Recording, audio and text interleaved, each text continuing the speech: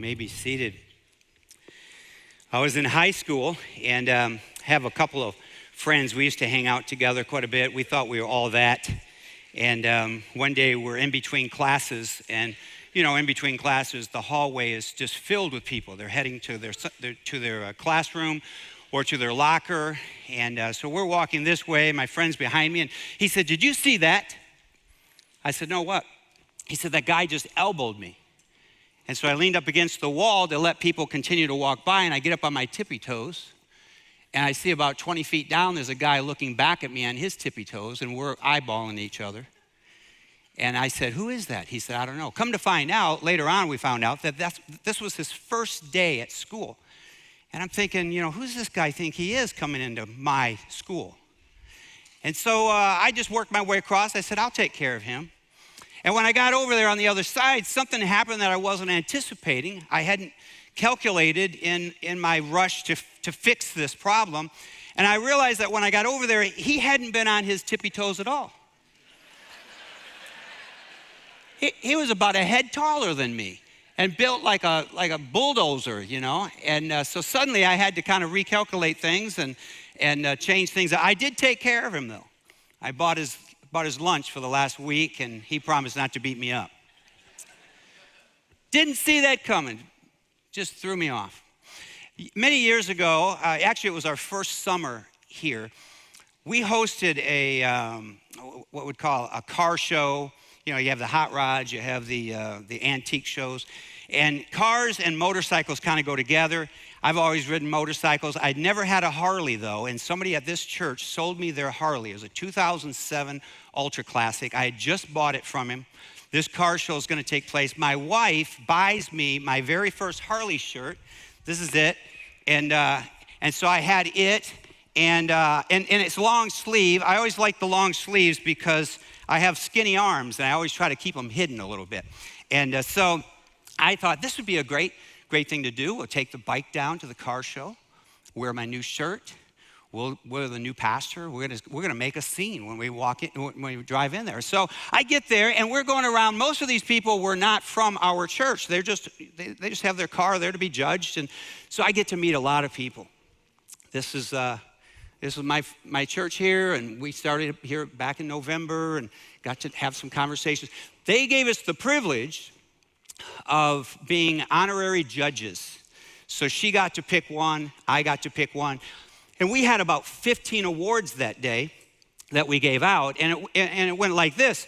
They would call the name of the person that owned the car and what the car was, and I had a trophy in my hand. I'd shake their hand them the trophy, smile for a picture, and we did this about 15 times.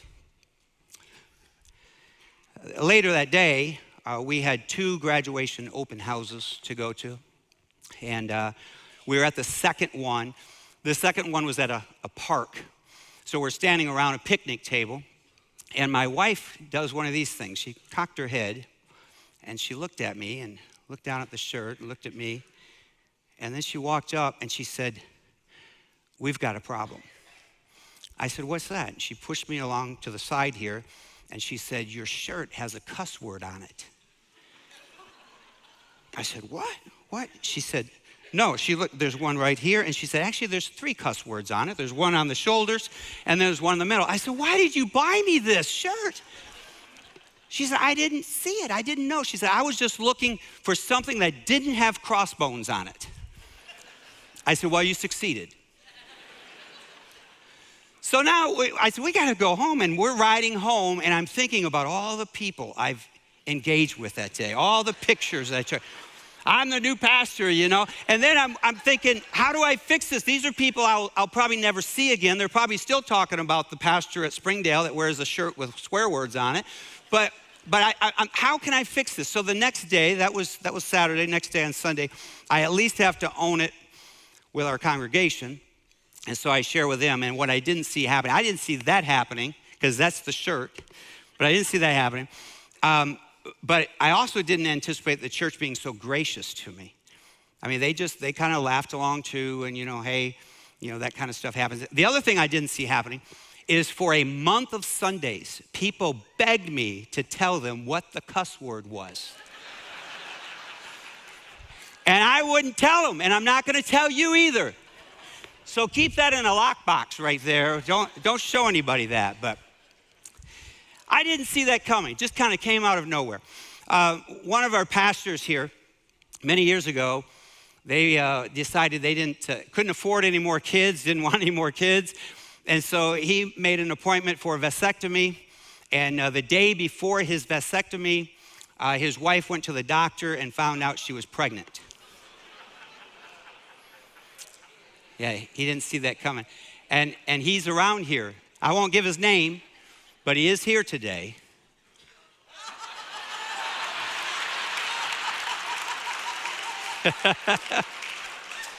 Sorry. Is it safe to say you didn't see that coming? Yeah.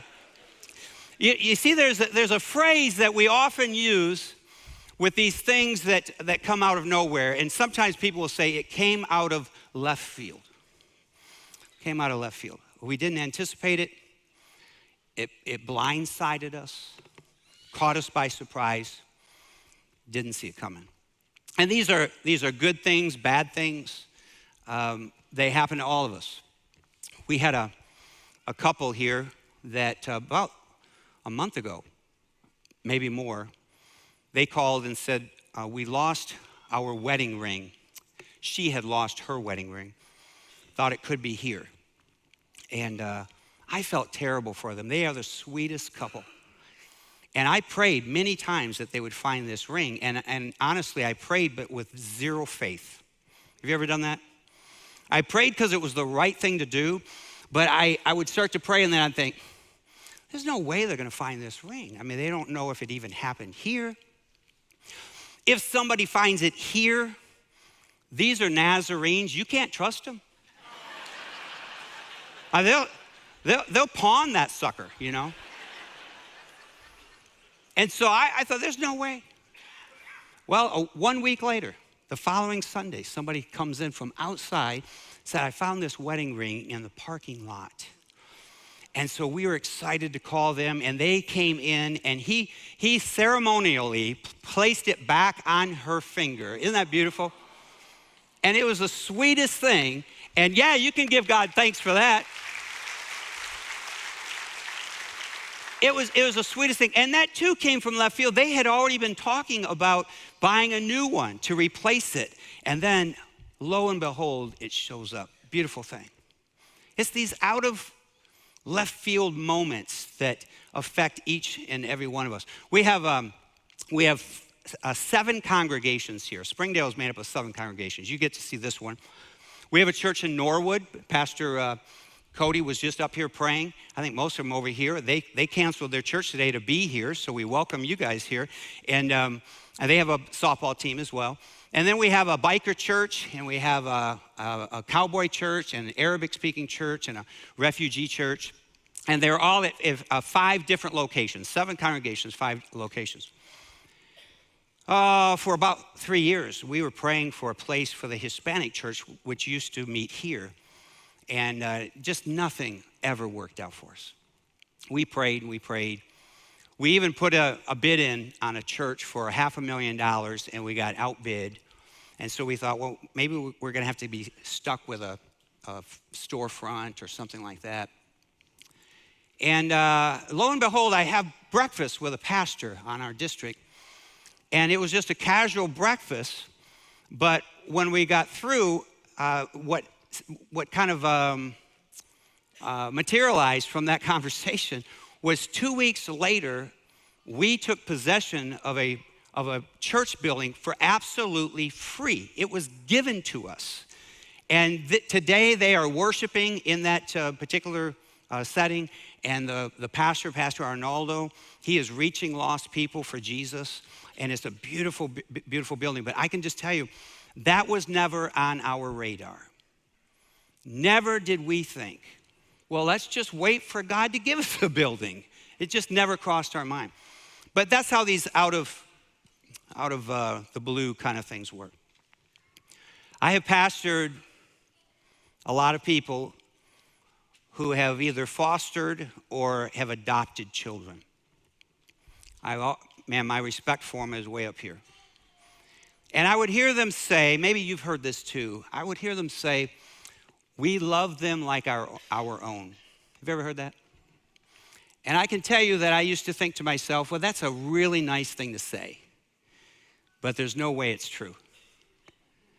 No, how could you possibly love someone else's child more than your own flesh and blood? It can't be true. Several years back, my daughter started fostering, and she now has 3 kids. And I'm here to apologize to the people I always said that they could never fall in love with these kids like their own, because we have fallen head over heels in love with these little kids. They are our grandchildren, and we just love them. One of them's in here right now. Little Mel is in here right now. But I in fact, don't say anything, but we actually love them more than our own kids. But that's something that just kind of blindsided us. If you told us that, we'd say, no way. I mean, we'll love them, but not like our own, but we love them as our own. About 3 years ago, the Lord spoke into my life about something, and then about 2 years ago, in prayer and my devotional time, the Lord started working me over about something, and this was it. I wasn't expecting it. The Lord said that you need to start preparing the church for your successor. You need to start finding another pastor. And I argued with him. I kept it just between him and I for a long time. And eventually, I told my wife, eventually told the staff, eventually told the board. I just couldn't get away from it. I had always thought we would retire here. I'm not ready to retire yet, so I'm like, this seems a little bit soon. And it was very clear. He didn't tell me what I was supposed to do after that, but he did tell me that I was supposed to do that.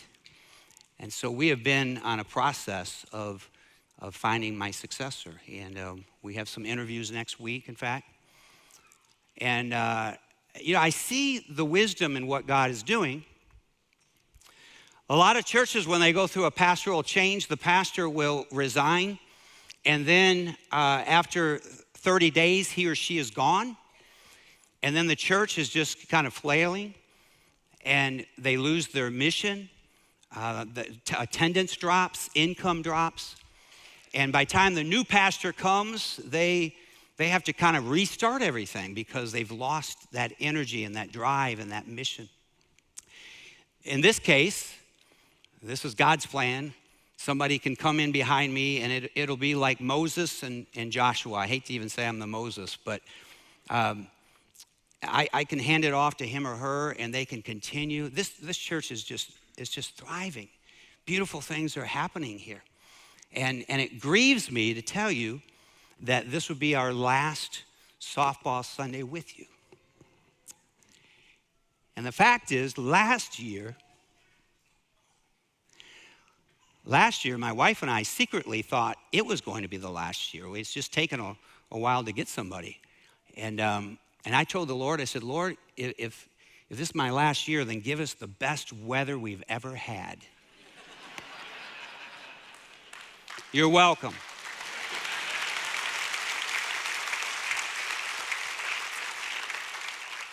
And I also said, like I say every year, we pray for that every year. Sometimes he doesn't hear it, he doesn't respond. But like I always do, I also pray.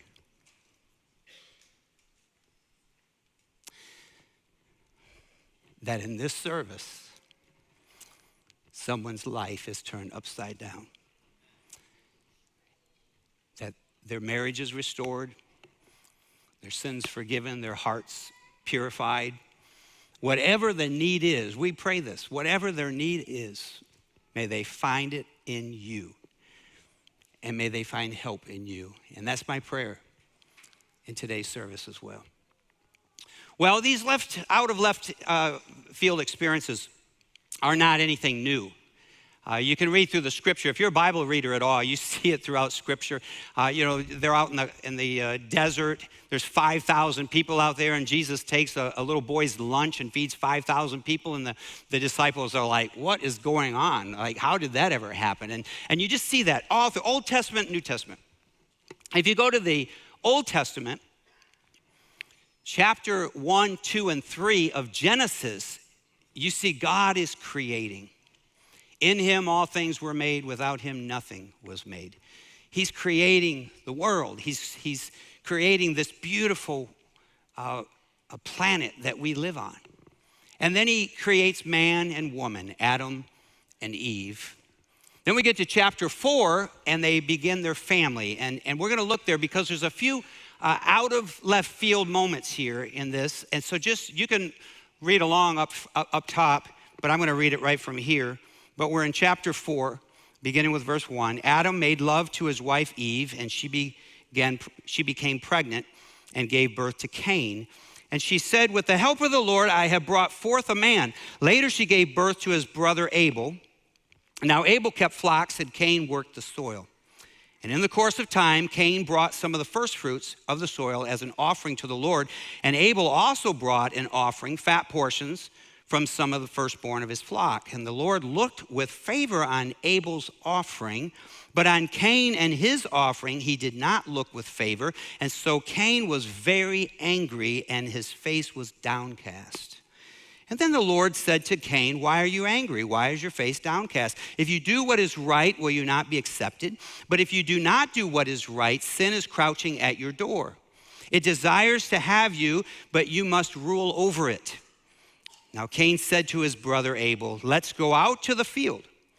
And while they were in the field, Cain attacked his brother Abel and killed him.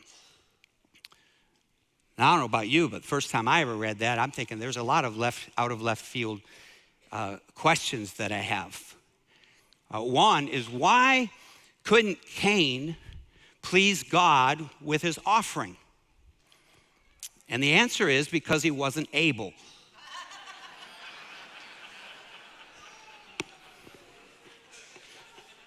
Now, that's probably the best dad joke you've ever heard in your life. Some of you are going to be out in left field tomorrow, and you're finally going to get it. You're going to be like, oh, I see, Abel, yeah, okay. The other thought that I had when I first read this is there's 4 people on the planet. This is just the beginning. 4 people on the planet, and one of them is a murderer. Those are not good odds.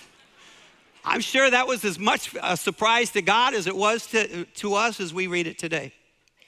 But there's 2 phrases that stick out to me there. One is that Cain was very angry. The other is that sin is crouching at your door. You can't separate those phrases, by the way.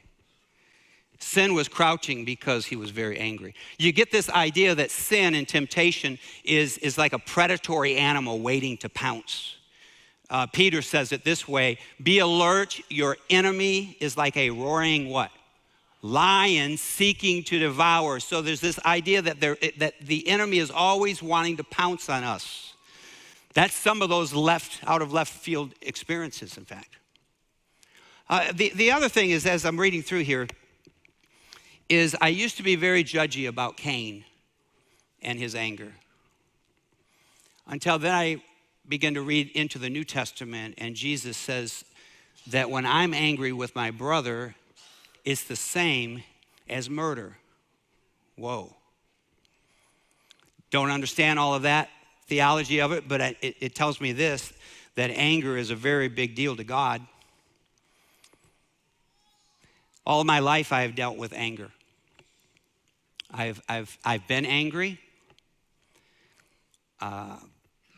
People have been angry at me. I have counseled people with anger. You know how it looks. It's a teacher who just got reamed out by a parent, and she was told that she's a terrible teacher and little Johnny did not deserve a C, and she's gonna go to the principal and try to get her fired, and then she slams the door, leaves, and the teacher can't even respond. On the way home, the teacher is just furious. She's rehashing the conversation. Have you ever rehashed a conversation? Have you ever told anybody off in your head? She's telling this parent off in her head. She's wanting to say, Johnny didn't deserve a C, you're right. He deserved a D, but I gave him a C. I was trying to be nice.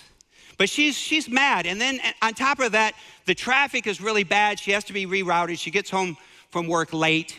She pulls into the driveway. She gets out. She's taking out her purse. And then she reaches in the back seat to get her bag.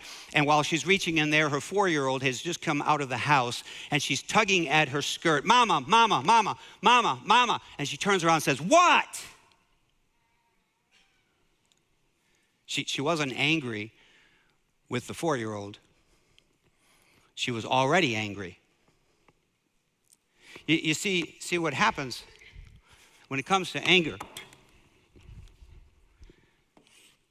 There's a 1 to 10.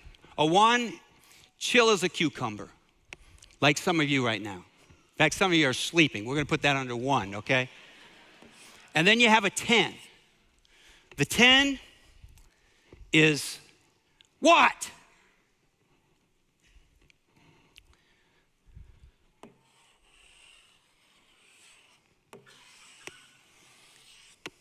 Problem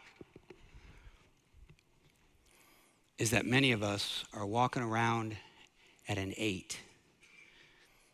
We're not at a 10, but it's just beneath the surface. We're angry about Trump. We're angry about the Democrats. We're angry at our boss. We're angry at Facebook. We're angry at Cracker Barrel.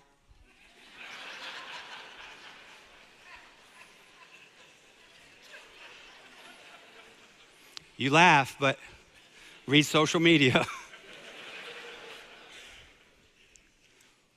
What I'm trying to tell you is that your spouse needs more than 2 points. We've got to give our family more than 2 points. Dad comes home, pulls into the driveway. He's already at a level 8.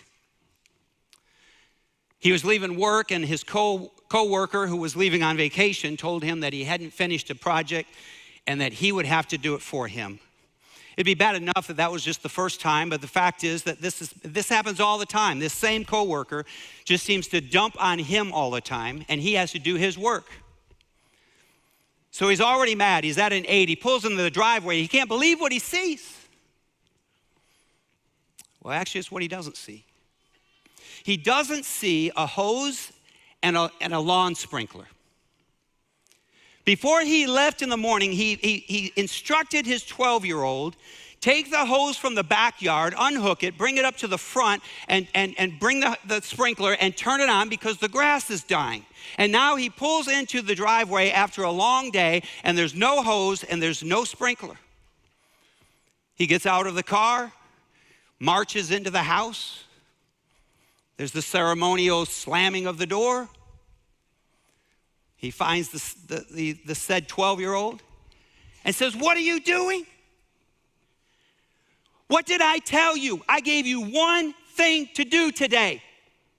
Do I have to do everything around here?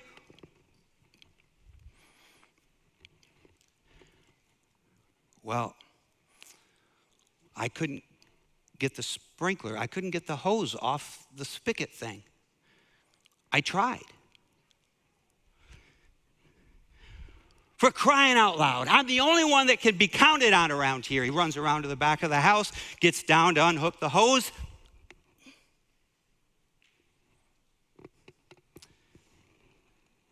He can't get it.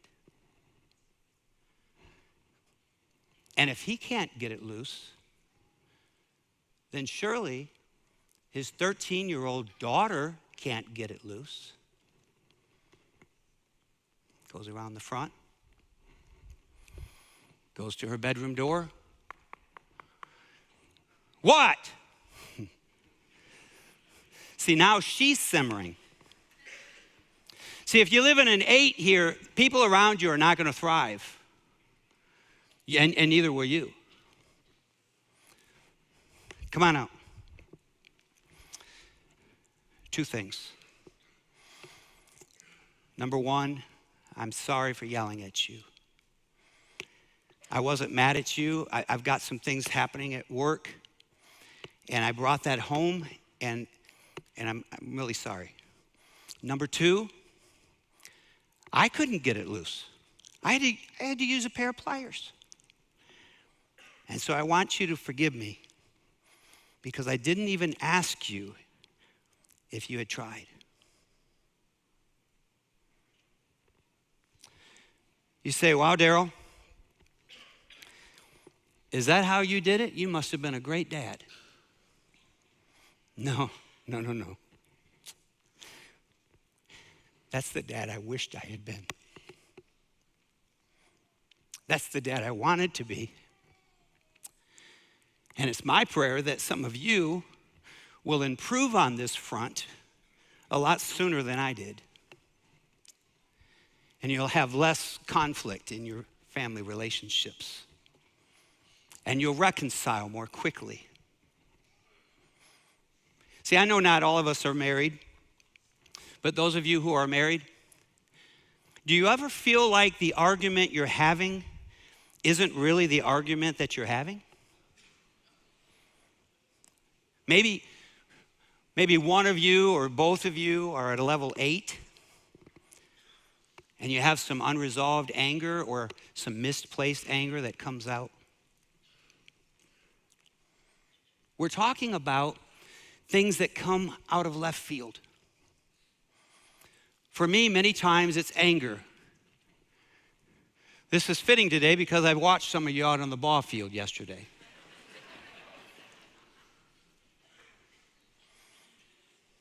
But it may be something else. It may be grief. My dad passed away a year ago, February. And I had grieved. I got the call 1 hour before I came up here to preach on a Sunday morning, but it was sudden. It was out of the blue. Wasn't expecting it. The other thing I wasn't expecting is I grieved him. I did his funeral, and I grieved like my family did, but I never mourned. They go together, but you know the difference? That grieving is an internal thing, mourning is an external thing. And I just found that I never had really wept and never outwardly mourned for my dad. I even called a counselor friend of mine and said, is this kind of weird? It's been a couple months. And 6 or 8 months later, we were down in Santa Fe, New Mexico with another couple. We're eating dinner, just talking about the day. We're on vacation. We're discussing all the things that we had done. There was nothing at all that should have triggered it, but out of the blue, I got this lonesome feeling for my dad. And I quickly excused myself from the table and I went into the bathroom and I just bawled like a baby. Don't know where it came from. Completely out of left field. But God and I had a beautiful time as I just cried in his proverbial lap over my daddy.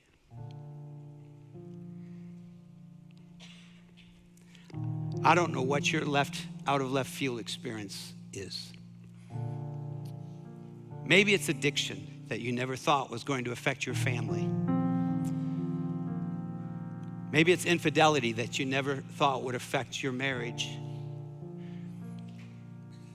Yesterday, we had a young man by the name of Brad that was hit with a baseball bat. He's having surgery this morning down at UC Hospital. That's not how he thought he was going to spend his Sunday. This morning after the first service, a lady came up to me right up here by Pastor Bob. She said, for 3 years, I had a stepbrother that abused me. I'm so full of anger that I'm on medication just to keep me level. So I don't know what your out of left field experience is, but I want to tell you this, that your help is found in Jesus Christ. It could be sin, and you need to be forgiven of that. It may be that you need healing in your heart. It might be a diagnosis, a medical diagnosis. There are some here today, and you had no idea that there would be people who would die in your family just a year later. You were here last year, and this year you're without them. It came out of nowhere. As you stand to your feet right now, I want to ask you just to consider this, that there are some people that you may be sitting with, they're on your team, or they're sitting around you that would love to have an opportunity to pray with you. They may not say your name or anything, but they'd come around you.